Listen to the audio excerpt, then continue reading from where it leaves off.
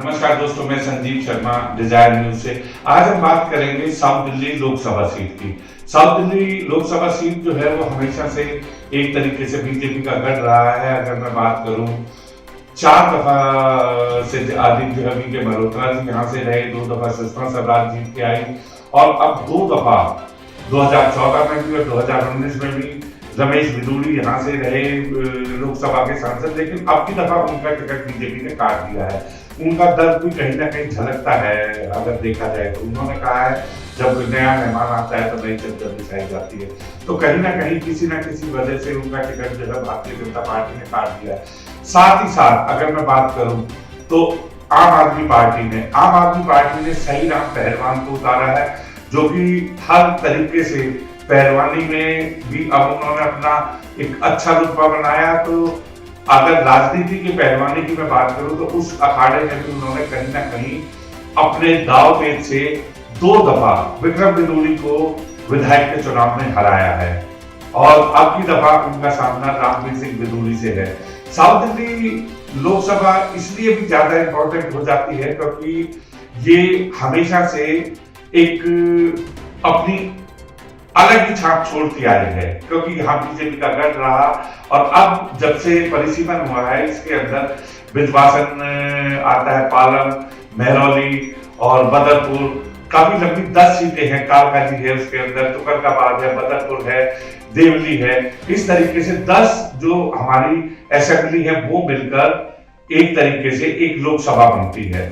और इन 10 विधायकों की अगर मैं बात करूं तो 10 विधायकों में से 9 विधायक आम आदमी पार्टी के हैं और इनमें से एक विधायक जो रामवीर सिंह बिधूड़ी है, जिनको अब लोकसभा का टिकट दिया गया है भारतीय जनता पार्टी ने, उनका मुकाबला सही राम पहलवान से है। सही राम पहलवान 2 दफा के विधायक रहे हैं और एक वेदांत छवि के इंसान है।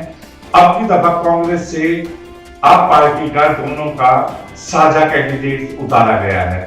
जैसा कि हमने अपनी पहली वीडियो में भी बताया है कि 4 सीटें आप पार्टी के पास हैं तो 3 सीटें कांग्रेस के पास है। कांग्रेस ने अभी तक अपने किसी भी कैंडिडेट को नहीं उतारा है, लेकिन अब साउथ दिल्ली में सीधा मुकाबला रामवीर सिंह बिधूड़ी और सही राम पहलवान के अंदर है।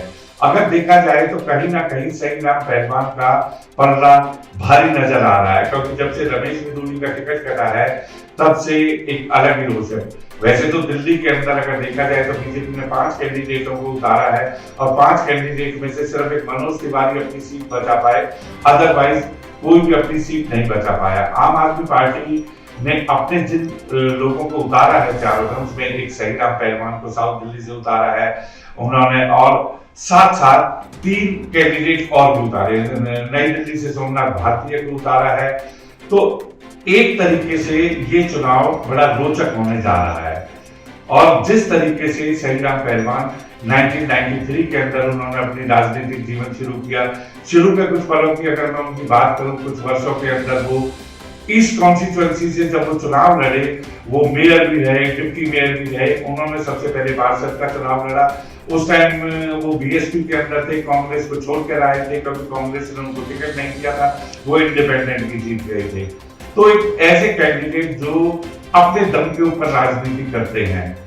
2015 के अंदर भी उन्होंने अपनी जो शुरुआत करी, वो 2 दफा विधायक रहे और विक्रम बिधूड़ी को उन्होंने, जो कि रमेश बिधूड़ी के भतीजे हैं, उनको उन्हीं के गढ़ में परास्त किया है।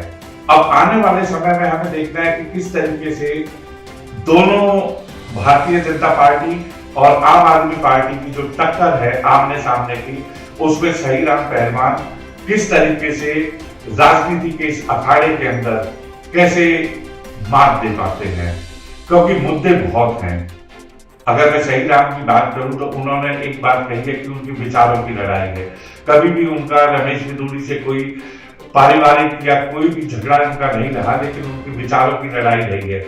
और सही राम का कहना है कि उनको बुजुर्गों का आशीर्वाद है, नौजवानों का आशीर्वाद है और आने वाले समय में वो अपने मुद्दों को लेकर जो कमियां हैं इलाके के अंदर, जिस तरीके से वो विधान परिषद के अंदर भी अपने मुद्दों को उठाते रहे हैं, सेम इसी तरीके से वो लोकसभा में अगर जीत कर आते हैं तो वो लोगों के मुद्दों को फिर उठाएंगे, लोकसभा में भी उठाएंगे और एक अच्छा वातावरण बनता नजर आ रहा है। 2024 के चुनाव हैं। इसी तरह हम हर कॉन्स्टिट्यूएंसी को लेकर आपसे थोड़ा थोड़ा डिस्कशन करेंगे, जिससे आपको कुछ चीजें पता चले। धन्यवाद दोस्तों।